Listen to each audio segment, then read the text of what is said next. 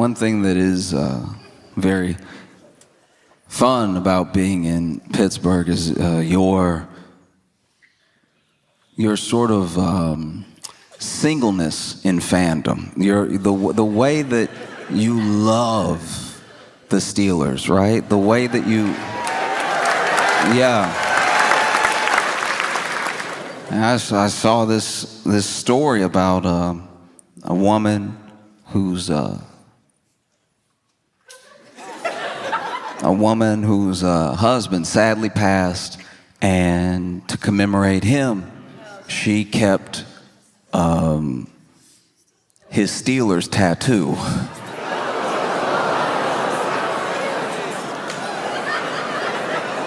I'm glad we're on the same page.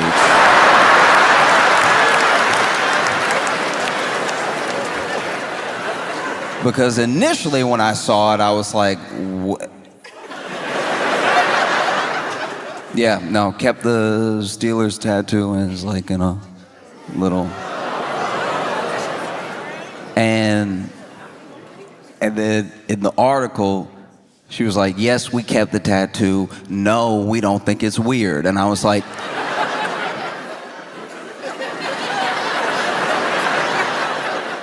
I figured you didn't think it was weird.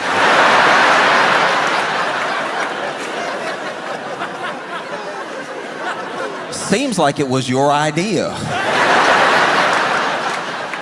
That would be wild if you were sitting there holding the plaque like, I can't believe they let us do this. This is...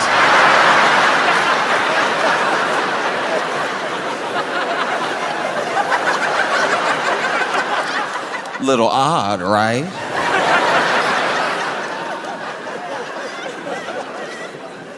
And look, I don't know. Wow. Like when I saw it, I was like, because also, look, I'm not gonna linger on it too long, but it was a big tattoo, so I don't even know what that is. That back? Is that arm? Is that, you know what I mean? And maybe this is something that the husband would have loved. Maybe he's like, yeah, keep it, put it in the living room, right? I don't know. I also don't know how hauntings work, but I imagine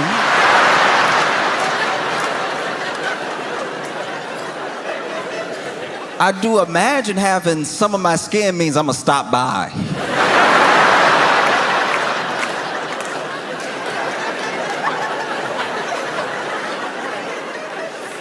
If anybody ever kept some of my neck, I think I'd be like, we have to have a discussion.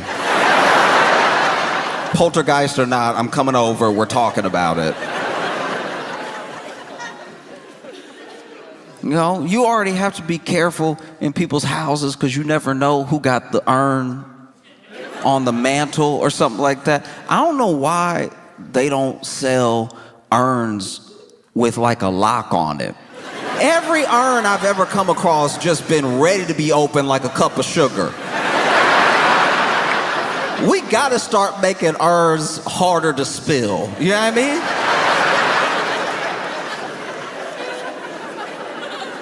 I've been in people's houses where they got, whether it's like a family member or the pet, they got the urn on like a mantle or a bookshelf, and I'm like, that's a little high. If it falls, they will be everywhere. And it does sort of, I don't know. It does taint the memory a little bit if this urn fall and now you gotta Dyson him up.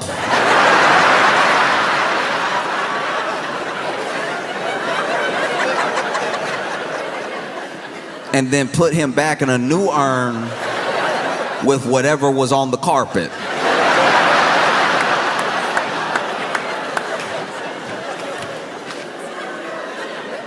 Just something to think about, baby. Literally, just even McDonald's cups are harder to spill.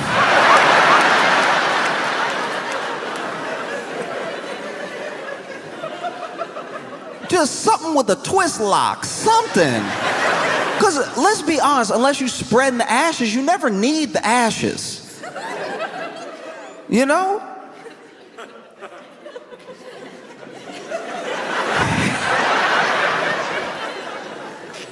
It's not like you hiding something in the ashes and then you're gonna open up the urn, pull out the Glock. Like that'd be a wild home invasion. That'd be imagine you're, let's say somebody, goodness forbid, but let's say somebody broke in your house or something like that, and then they've got you and the family held hostage, and maybe you did something to them. Maybe you're a healthcare CEO, right?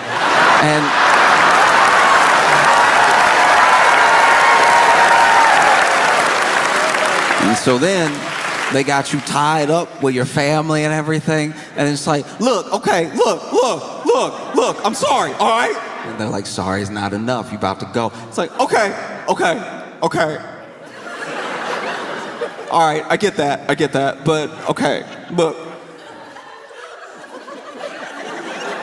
A long time ago, my wife passed, and I always said that, like, whenever I go, I'd like to go with her, and she's right there. Intruder gonna be like,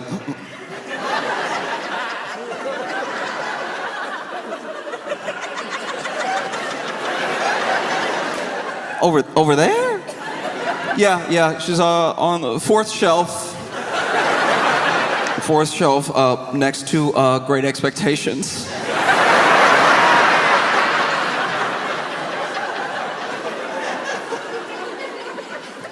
If I could just like hold her, I'll just, just small kindness. Let me hold her while you bow. The intruder's like, okay, go ahead. Go get her.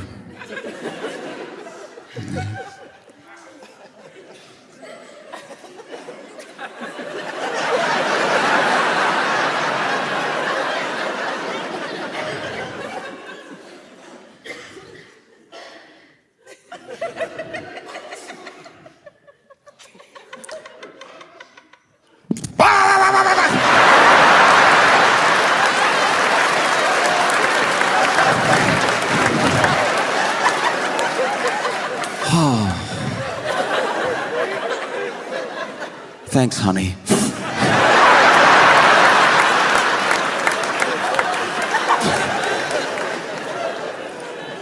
No, it's wild. Because now that mantle it's like in a frame. And I guess they're gonna put it on the wall. That seemed just as precarious as any urn. Imagine you having a house party. And somebody bumped the frame, it fall. Now you getting yelled at. You knocked over daddy.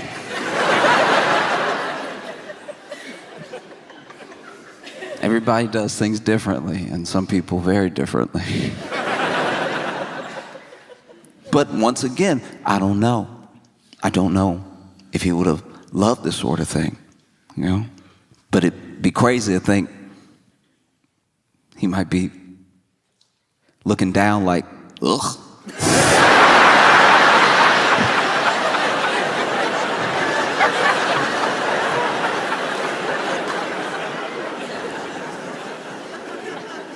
But in case he loves this sort of thing, and in case he can hear us on 3, I'd love all of you to join me in a Go Steelers. 1, 2, 3. Yeah.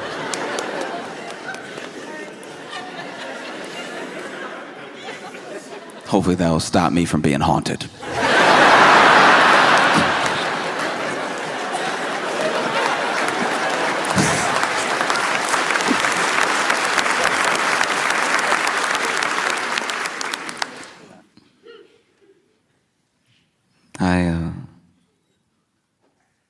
In my life, I've had a lot of roommates, and it's funny because, like, I don't know. I've talked about this before, but like, roommates is like extra family because you're poor.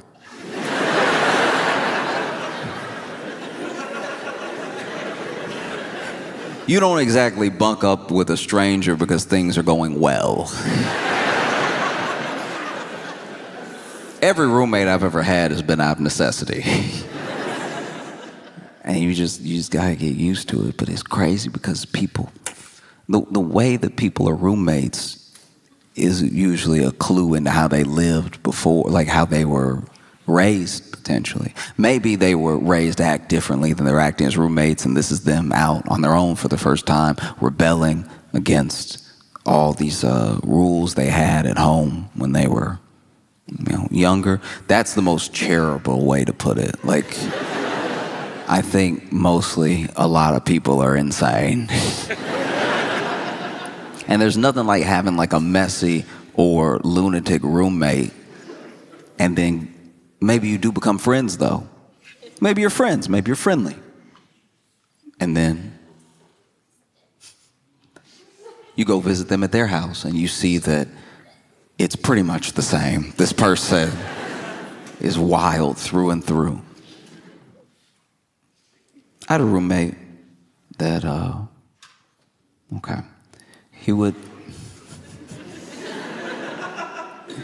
there would be some nights where he would sleep in the bathtub. He had a bed, he had a mattress, he had pillows. But he said he would sleep in the bathtub because it felt more normal to him when he would wake up from a night terror. And I was like, I don't know how you find that out.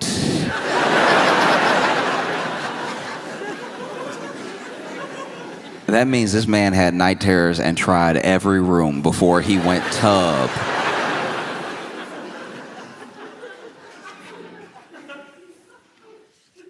And that was a tough roommate to have because, I would go to bed at a regular time, even a little late because, we're young and everything.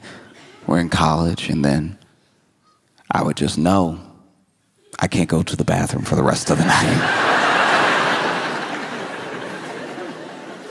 No, I can't. I'm gonna have to hold it until he wakes up. And what would normally be distressing, sleeping peacefully, and then hearing from the bathroom, is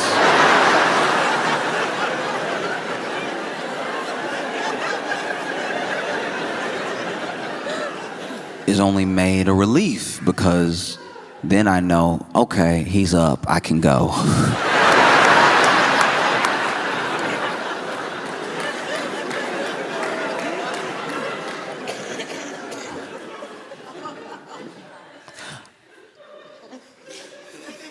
A lot of people in America worry about terrorism. This is a top concern for some people, and it just depends, mostly, to me at least, on when you were born, And I think that within this understanding of terrorism, there are many different definitions, One definition is someone who stokes fear and anxiety for the purpose of fear and anxiety in their enemies. And there's a lot of talk of terrorism or potential terrorism. People get called terrorists all the time, and there are some people that want to equate terrorism to one specific group, one specific religion. But I know that there are terrorists, but the terrorists that I'm talking about, they have no religion. The terrorists that I'm talking about, the terrorists that I believe already live in the U.S., they don't have some God that they call to for their purpose of doing what they do. They just do it to stoke fear and anxiety. I'm talking about people who put an empty box of cereal back on the shelf. These people have no place in our society, all right? I had a roommate. Last straw for me was this man. I had bought some Cheerios, and I bought it for the group. We all eating out here. And so then I go to grab the Cheerios, and I'm excited, I'm hungry. And I go to grab the Cheerios, and there's a certain feeling. Anyone who's been a victim of what I'm talking about will know the feeling. It is a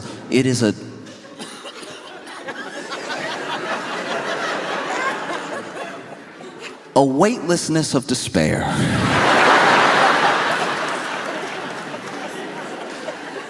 You go to grab what you think might even be a half-full box of cereal, and in your attempt to grab it, you put too much energy, too much force into your shoulder, into your arm, into your hand. And when you put that force into your shoulder and your arm and your hand, and you grab the box of cereal and you go to lift it up, you hit the top of the cabinet.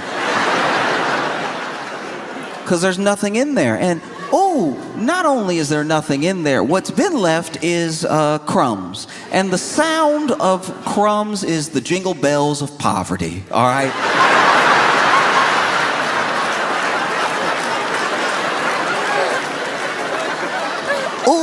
I've never felt poorer than when I hear crumbs. Hearing crumbs is right out of Oliver Twist. Crumbs is what Charles Dickens wrote all his best work to. I didn't even think I could hear crumbs. Oh, but they have a sound. It's a mix between bread particles bouncing off each other and then a whisper. It's in a moment. It's something that almost can't be identified. And it's the whisper of those crumbs, the same way that you could split atoms or you could collide particles and make an entire boom, a bang, a nuclear bomb, and a hydrogen bomb. The banging together of these bread particles makes one singular noise, and it is the universe telling you from a point of almost quantum physics, bouncing the particles off each other, that you're poor. That's the sound of poor. Wouldn't you love to say yum? You'll never say it. You're too poor. These are crumbs.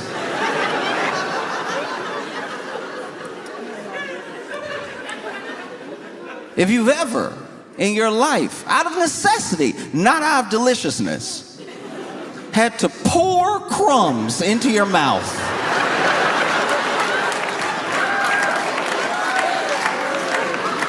only in the Bible do I imagine this level of thirst for food.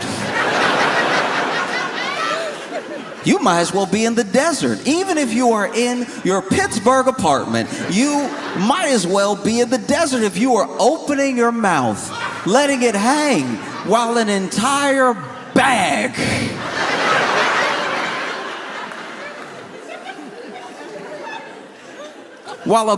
of crumbs slides and floats to your mouth. Because the crumbs that are sliding into your mouth from this bag, they have no Christianity.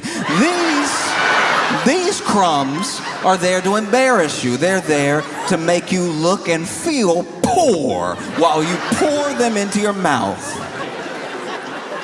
Maybe that's where we get the word poor from, and maybe that's where we get the other word poor from, because you have to pour these into your mouth while you feel like the poorest person that has ever lived. And the bag is stiff because it's that hard, semi-soft plastic that they only make cereal bags out of. And because of that, it's got a lot of ridges. It's got a lot of things that the crumbs can slide and get caught up on, you know? It's a lot like when you try to get water to a new place and the water is working its way through the canyon, but it doesn't know where to go yet. It's being pushed by the other water. And this gravity that's pulling down the crumbs to your mouth has the crumbs rushing at you from all angles. Even when you try to pinch the bag, you try to pinch the bag to give yourself some dignity. You try to pinch it and straighten it up to make a funnel for your mouth, because this is all you have. Crumbs is all you have. Crumbs is your life. And so you make it as straight as possible. You slide it down. Only when you are making a paper plane do you have this level of intent as you straighten something out. You straighten it out as much as possible, and then you dip it into your mouth, and still the ridges find a way. Because the devil is busy. Oh, the devil is hard at work trying to make you look and feel poor, even if you're alone in the room. You pour the crumbs, they're rushing from all angles, skiing down the plastic to your mouth. But then something happens. You don't know if it's in the middle of the bag or it's at the very edge, because some bags, depending on what cereal you get, have smooth tops and some have ridged tops, okay?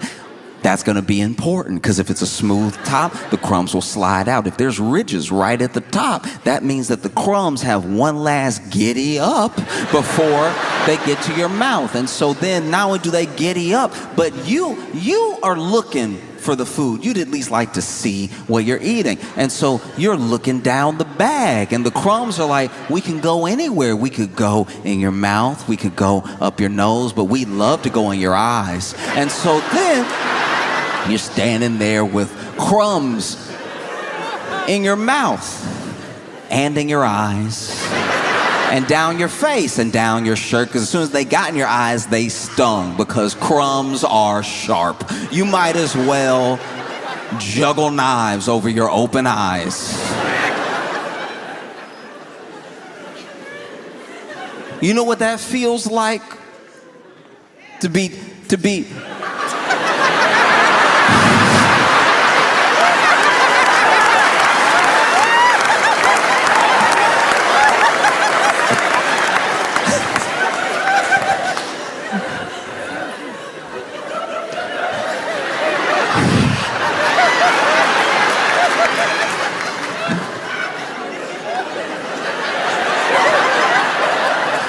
You know what that feels like, to have to dig Cinnamon Toast Crunch out your eyes?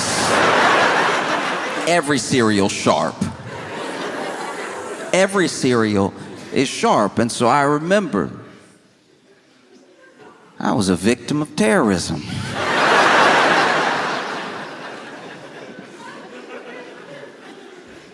And I took my crumbs like a man. But then I confronted my roommate. I said, hey. I know what you did. You know what you did. I don't know why you did it. I feel like I've been very respectful. I feel like we have a good rapport. I don't know why you would engage in such a vicious attack against my Saturday. And he was like, what? I was like, you know what? Because he did know what. Because without me saying anything else, he was like, look. I put it back, but there was some in there.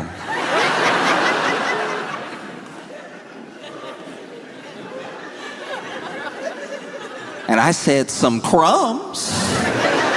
He's like, no. There was Cheerios in there. And then I thought, okay, maybe I've made a mistake. Maybe I have accused the wrong roommate, because I have more than one. And so then I walked to the kitchen with him, because the bag and the box were laying on the ground, because I obviously had to run to the bathroom and wash my eyes out of the very sharp cereal. And at this time, first of all, I need to go back. This is the second time this had happened, all right? And so first time was Cinnamon Toast Crunch. And then the next time it was Cheerios. That's my mistake. And so then he was like, there was some in there. And then we walk over and the bag and the box are strewn on the floor like a crime scene. Because I had to drop them immediately. I also got Cheerio in my eye. And I was like, there was nothing. And you know there was nothing because it was only crumbs. And now the crumbs are in me and on me. And then he's like, no, there was something left. I was like, what left? And he was like, there was one Cheerio. And I was like, now I know. You might as well be Osama bin Laden, because the fact that there was one Cheerio you chose to not eat and leave means you're out of your mind. And then I looked, and sure enough, there was one Cheerio on the ground. One Cheerio. A single Cheerio. Like a British person saying goodbye.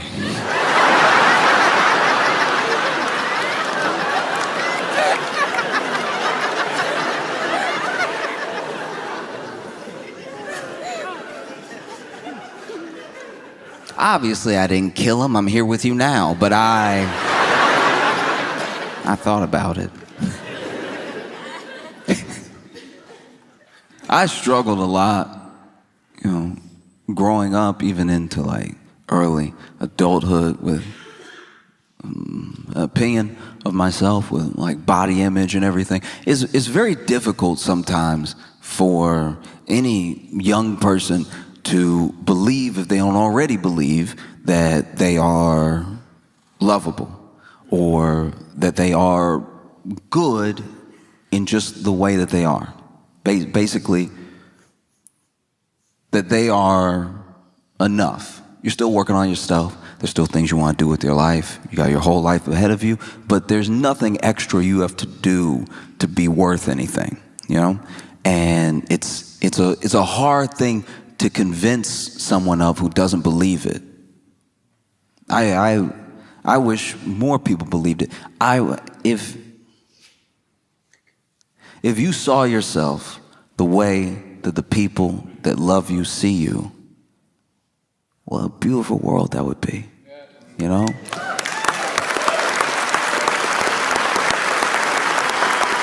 And it's not as if love isn't poured into and on these people, showered with praise when something goes right. Not everyone gets it, but even for the people that do, they still struggle with body image, they still struggle with confidence. And then for the people who should have people that they look up to, maybe not giving them any of that, either being indifferent to them or actively hurting their confidence. Sometimes even when you have those positive forces in your life, you still don't accept it in a way that would help boost your confidence. You're like, she loves me, but that's like my mom. She biased.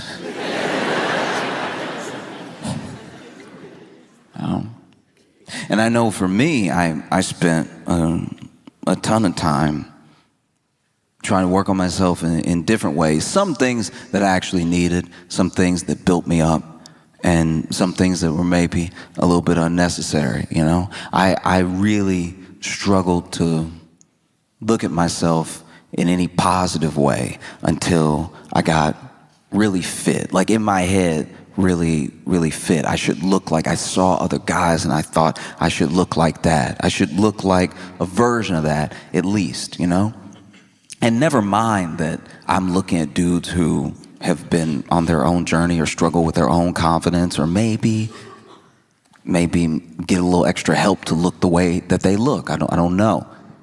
And I was never trying to be like insanely huge. I joke about being like ripped and real big, but honestly, I don't have the frame for it. Truly, I'm not tall enough to be wide. Yeah, no matter how big my shoulders got, I'd start to just be in the way. Like it looks good in the picture when you're flexing and you've got all the muscles and they're all defined and everything, but then practically in life, it does start to be a problem when you're trying to walk through a door. You don't want to be on a date and see a door and go, uh-oh.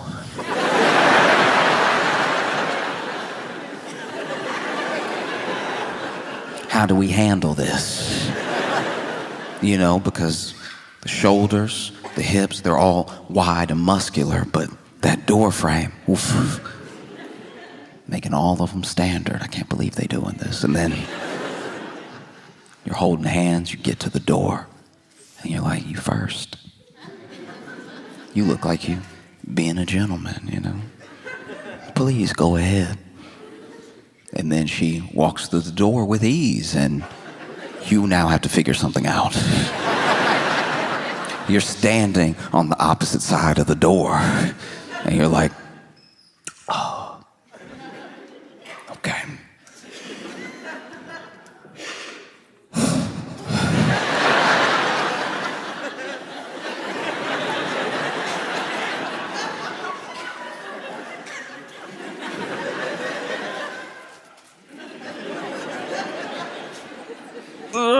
As soon as you strained,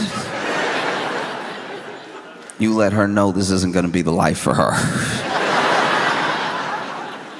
I never wanted to be huge. I just wanted to be very, very fit, you know? And I worked on it with some success, with less success. But even when I started to work out, I realized that wasn't really the issue. Now I was going to the gym, and I was eating as much as possible, and I was gaining a little bit of weight. Not much. And I was like fighting to keep looking this certain way. And I finally accepted that, like, even if I got there, maybe I wouldn't be happy. And I even discovered that through other people who I knew were there. People who I wanted to look like that were in my life, you know? And they still had all the same problems I did. And I would go to the gym and I'd see people packed in there fighting to look a certain way so they could feel a certain way. And there is a bit of a cheat code. You could try to work on feeling the way without having to fully change your entire body. You know, you don't have to earn loving yourself through like straining and potentially hurting yourself, you know? Like there's some things that there's some things that go and be lifted in therapy, you know? Like it's just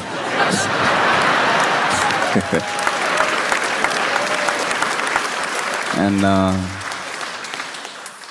but I remember I would see these workouts, and sometimes you see people get creative. There are a couple machines that are pretty straightforward. You sit down, you want to row, you put your feet here, and you pull. And that's the exercise right here. This is just what you do, and you do it for your back. You know, you work a little biceps in there too, and maybe if you're trying to work more of the back, you can lean forward a little, lean back a little with the pull, you know. I saw a guy sit down like normal and then put his feet in. And I'm not gonna lie, I stopped. I was like, this is about to be awesome.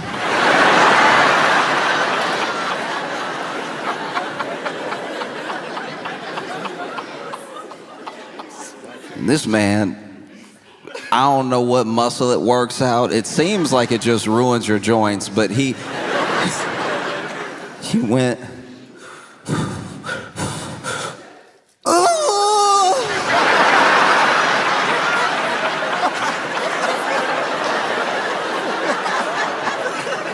Oh! Oh!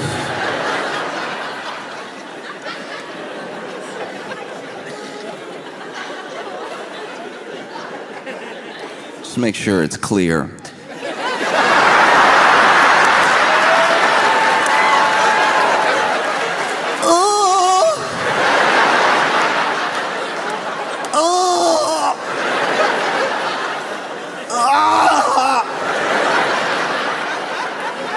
and it looked like it felt like it sounded.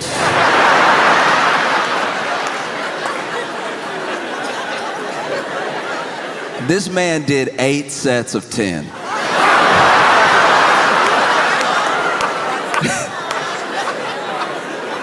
And I watched the whole thing.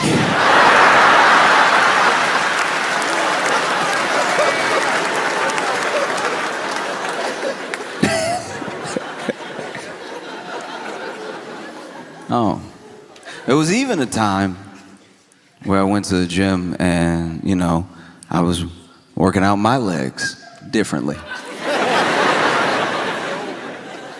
You know, I was doing some lunges, I was doing some like split squats and everything. Not much weight, but just trying to make sure that I worked out my legs, because there are some people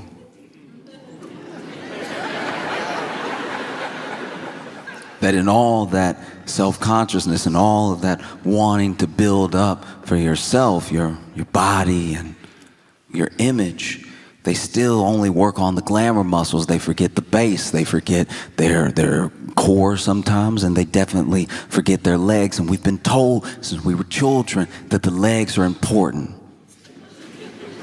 We've been told in many different ways. We've been told by PE teachers. We've been told by coaches. We've been told by parents. We've been told by cartoons. There's an entire cartoon dedicated to people who skip leg day. Johnny Bravo was trying to warn us for our entire childhood how important leg day is. That's not a structure you want. You don't want to have more hair than... So I was working out my legs, and so I'm packed into this gym with a bunch of other people, which is, look, it's very frustrating because this gym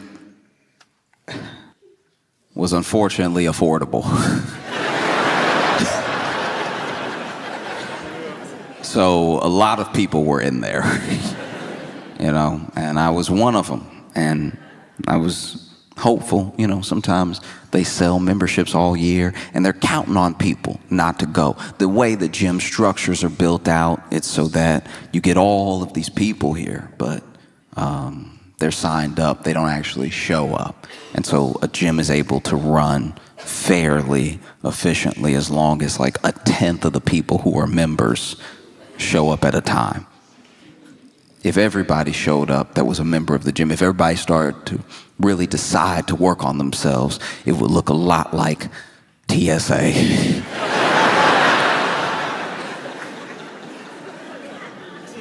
Be very little movement. The only way to work out would be passing the weights, just you can have some. And while I was in the gym, packed in there with everybody else, there was a fire alarm that went off and some smoke that we saw. And, you know, I didn't see any fire, but 2 out of 3 signs isn't bad. And so there were only 2 exits, which in retrospect was a horrible thing. Like you could only get out through the elevator, which you're not going to take during a fire, or the stairs. And so people started clamoring for the stairs. And this is where the real fitness test began.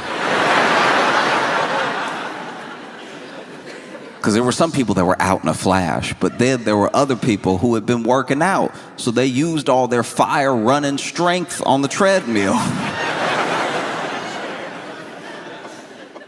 So now they see that the fire alarm is going off and there's smoke, and they hop off the treadmill and they're like, oh no.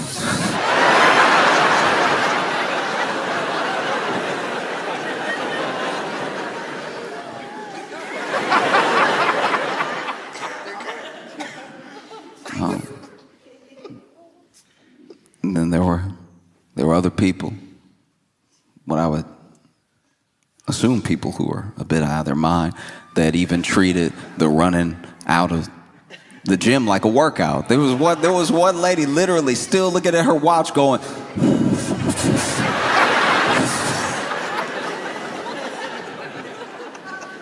And then there was me, who had been doing leg day. I tried to make my way out as fast as I could, but honestly, if I could brag on myself for a second, I had gone pretty hard. You know, I had a PR and everything, and a PR is what you don't want to have when it's time to run. Because I put the weight down, I saw everybody running out, and I made my way for the exit, and I could not stop jiggling. Like every...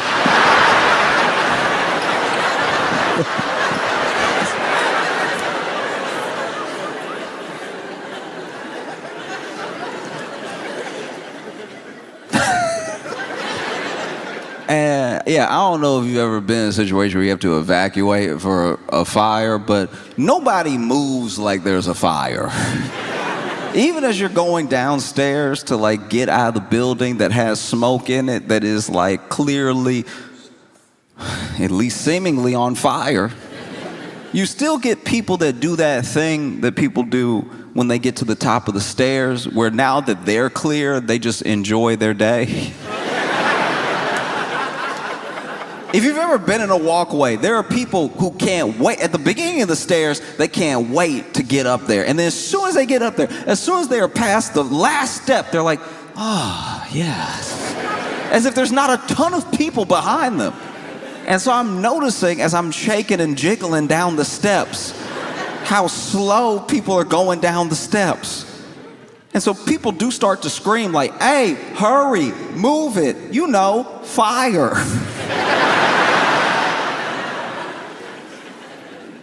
And then we get outside, and it was next to the door. One of the reasons everybody was slowing up was that same lady was out front near the door, just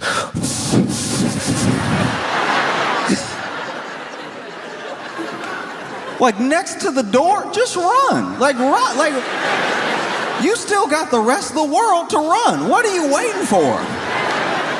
If you're waiting for your gym buddy, you left him. You left him to die.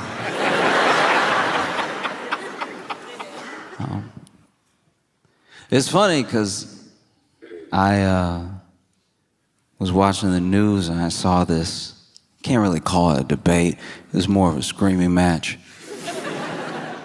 But it was on CNN. And on CNN, okay. Found the one person that works at CNN. That's man, I've never heard anybody clap for CNN like that. Yeah.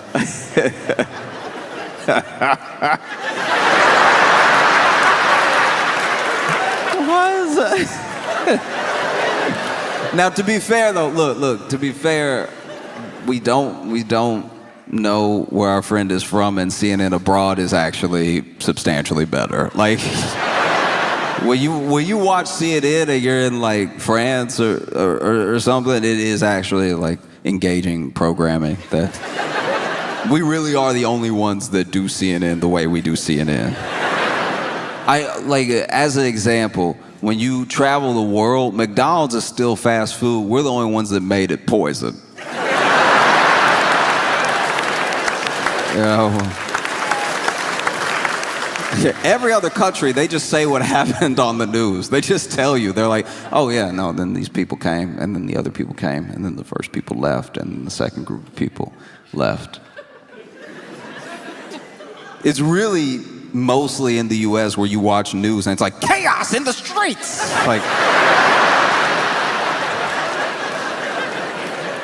Like every news segment is cutting a promo for a horror movie. I was watching CNN and I saw where Jillian Michaels was on there in a debate that she seemed to have started, and they were talking about changes to the Smithsonian and how art and culture shifts between who has the power to dictate how the exhibits are written, who the exhibits are of, and everything. And Jillian Michaels was like, it's so unfair that slavery in this country only gets blamed on one race.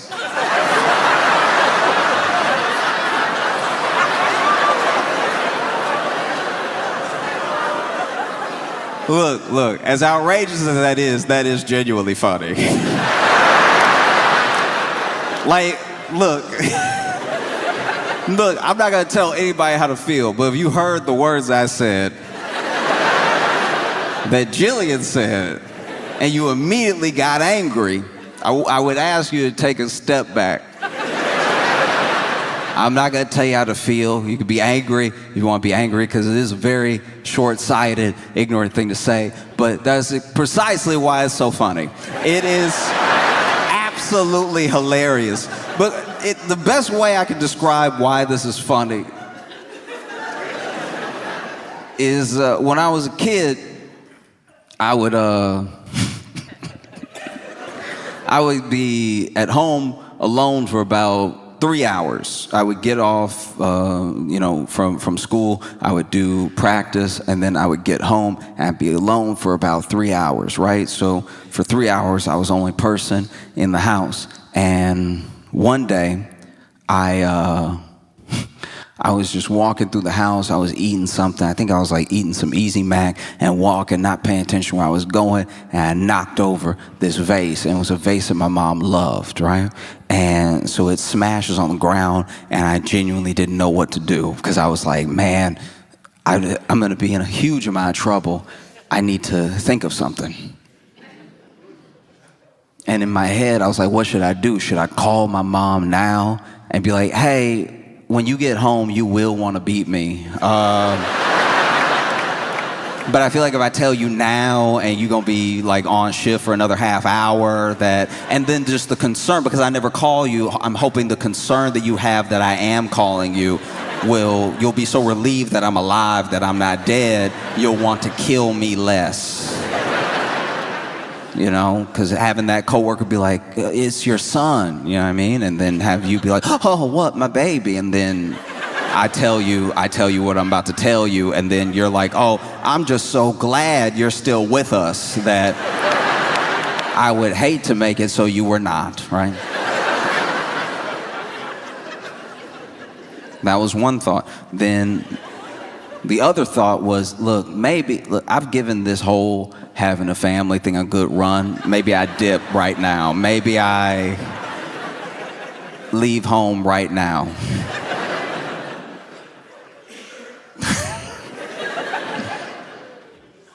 And then the third thing, which is what I did do, was nothing. I went to my room and played some video games for what felt like might be the last time in a long time.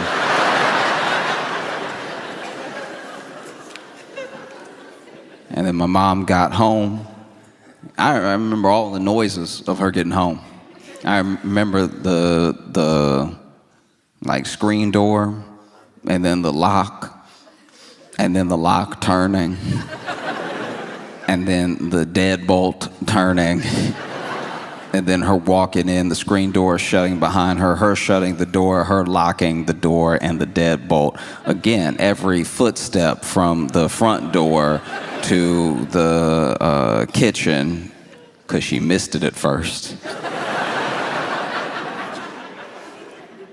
And then every footstep after the kitchen back into the living room, where I heard my name. And not my name the way you know it, my full legal name. You know what they put on your death certificate or before a parent kills you? My full legal name. And then I walk in, and my mom is like, what happened? What is this? And then I said, oh, you just gonna blame it on me?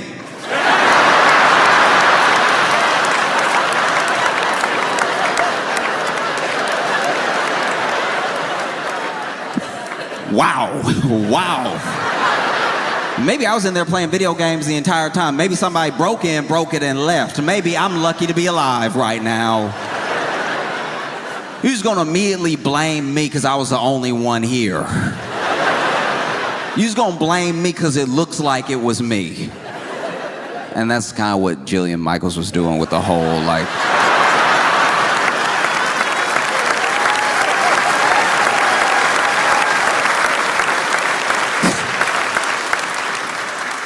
Yeah, that's kind of what she was doing.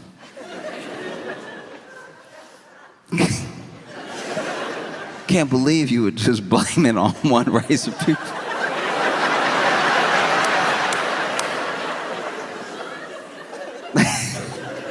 And it's so funny, too, because when it comes to history like that, there are always these bad actors that try to pull the thinnest straw man out of the woodwork.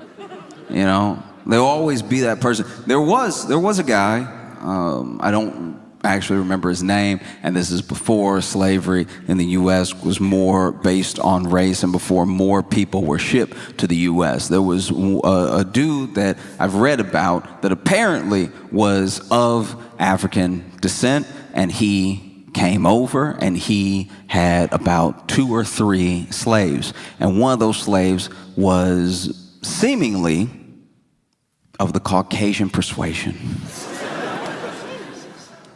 And whether this thing is true or a myth, I've heard it my entire life when referencing slavery, that there was one black guy who had a white slave. And I'm like, look, even if that's true, that's not what it's known for.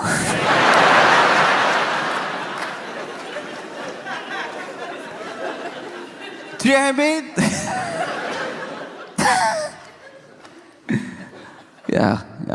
You're just picking and choosing how you present an entire idea.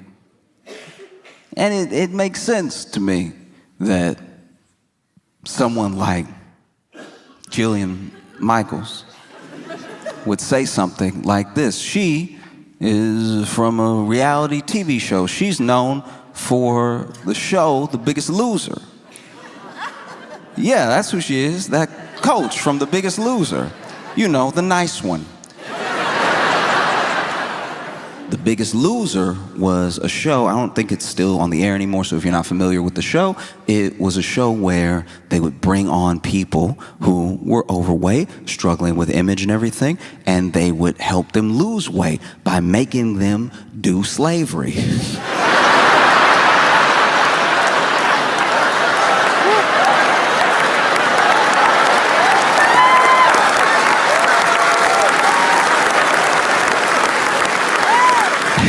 So then after that, I go to the arcade, and this is actually where it gets like very sad.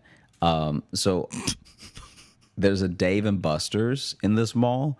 There's another arcade, I think, with another name that's like brandish, but I don't remember what it is. And then there was just Jesters. Something like it was like it. Honestly, I couldn't tell you because I just kept passing it because I didn't want to go in that one. For some reason, I was just like, I don't think they have good games in there.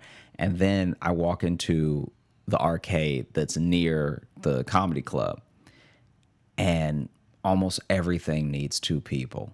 Like I even did the basketball one. By myself. Just a sad montage of Josh at 2-player arcade machines. This is what ends up happening, though. I'm like... I'm essentially like trying to do everything that I can that's solo, but I'm also the only one in the arcade. And there's only one guy working the arcade. So he's just watching me go from game to game playing by myself.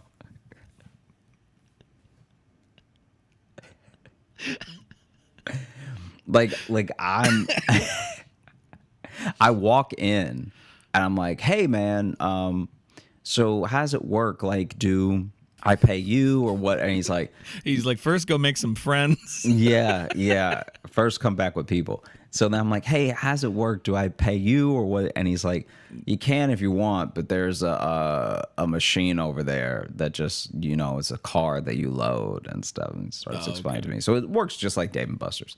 Yeah. Anyway, I'm like, I'm playing the basketball one where the rim just keeps like going forward and backwards. And I get in one. Like in the entire round, I get in one basket because like my aim just every time was off because I was trying to guess where the rim would go. And then every time I try to play again, it says waiting for more players and it makes me wait for 30 seconds. Just to remind me that I'm by myself. Yeah. Yeah, surely no one would play this alone. Yeah. Let your friends tag in, yeah. That's why there's another basketball goal right next to this one, because it's supposed to be a competitive game.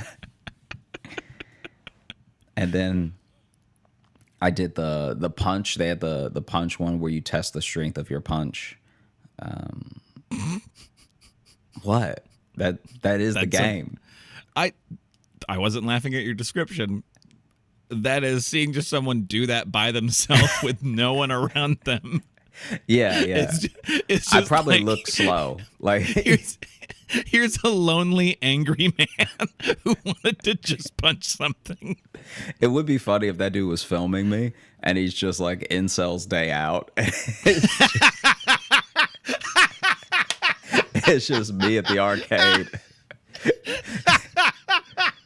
Just punching the knockout machine. I just wanted to say 999 so bad. And even though I'm getting angrier, I can't seem to punch harder. Ooh, it's going to be hard not to title this one Incel Stay Out.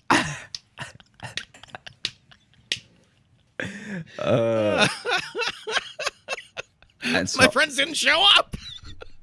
I'm like cranking it too. First of all, I play it. Admittedly, I play it too many times. Like I play it like I have a problem. This is my only outlet. Swipe. Oh! Yeah, like you just came from a court hearing. Gotta go work this out right now. Yeah, I'm furious that I won custody. Yeah.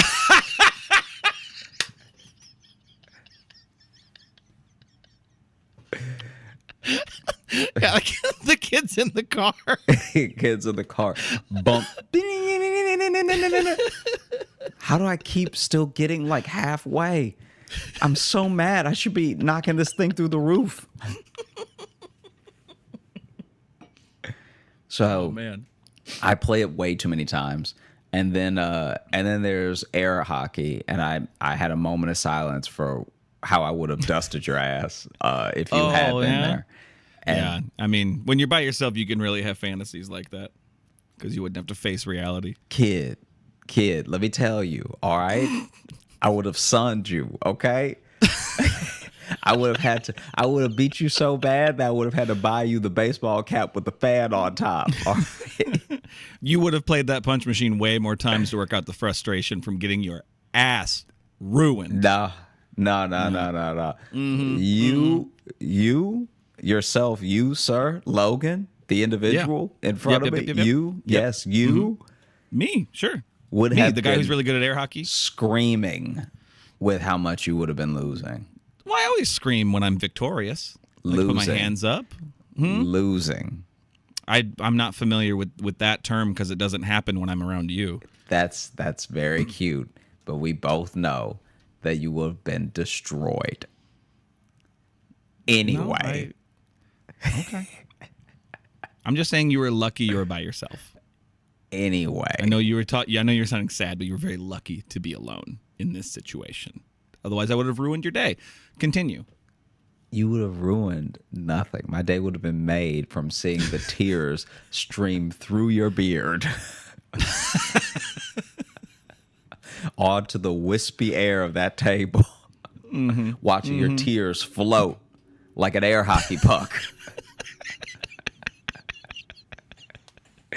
So then I must have been there for like an hour because Jesus.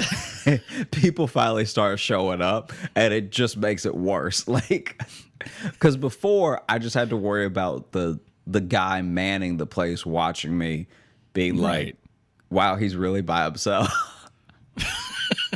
And if you think it's sad to be by He's yourself not happy about it. in an arcade, Yeah. like the whole of an arcade just to yourself seems like a dream until you realize how many games need another person. So then the only thing, Especially like a mall arcade, because it's not like old cabinets. It's Yeah. like it's those social games. It's not just like, oh, there's a Exactly. Galaga. It's not that. It's not like a throwback barcade kind of thing. Exactly. And so basically, the only thing sadder than being at the arcade by yourself is reloading the card to play more games by yourself.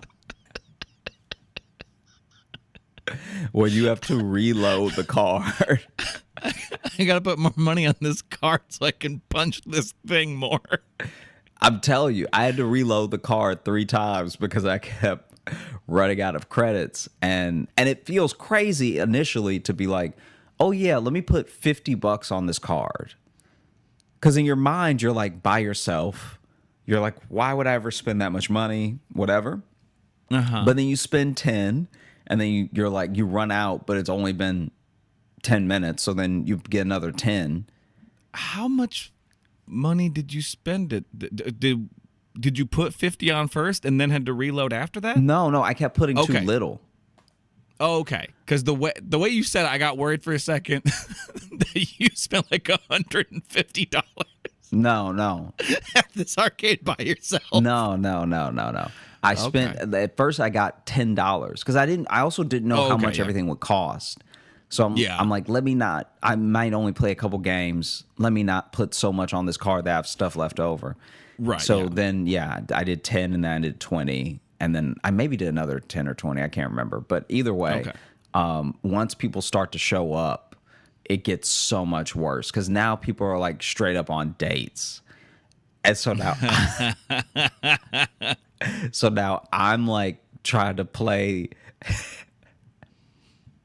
I'm trying to play games next to people who are like actively on a date.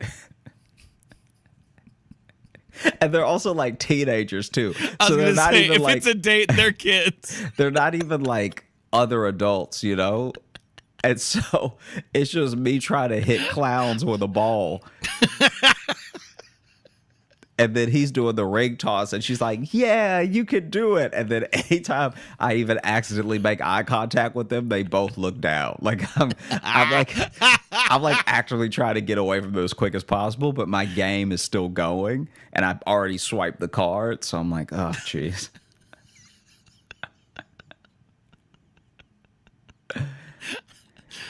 And it's also not a big arcade. This arcade is like 2 Right. rooms. So then there's like So everyone sees you at all times. yeah, everyone sees you the whole time. And so then I got on this motorcycle one where they don't explain the game at all. So I'm on the motorcycle and they have the throttle, but they didn't what's the thing that you grip that's like, so you have both handles, one has a throttle, and then Yeah. there's a little thing that you clutch. Is it the clutch? There's like the brake one. The and brake. then Okay, yeah. One of the other. There's usually like a little clutch, like Yeah. switch or whatever, but it's not Okay. like the handlebar. I think. I don't know. Don't know motorcycles that well. Don't leave a comment. I don't care. I played the entire thing without using the brakes once, so I kept crashing because Oh. I would throttle less, but that's not the same as braking.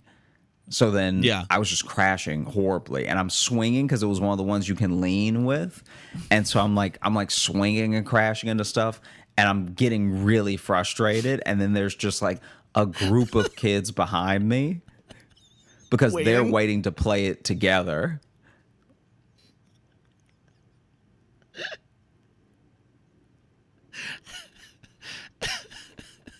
It's like it was horrible. It like And then you get off and go to the punch game again. Ah! honestly, it was like, so then I did play the punch game after that because I was like, at least this one you're supposed to like do alone and like no one can judge you and stuff. No, that second part's not true. That second part's not true of that game. And so then I played that one a few too many extra times with witnesses there, and Jesus, John. and then it was actually kind of funny because when I started playing this other game, remember when we went to the arcade? This would have been years ago, I guess. But there was that drop game where you drop the balls into the cups and you try to get all 50 balls into the 50 cups as they rotate. I don't know if I remember that game. Do you remember this? It's like you hit a button and the ball drops per time you hit the button. Oh, that's right. Yeah. Okay. So I'm playing that one. From that one, you can kind of still see the punching bag game.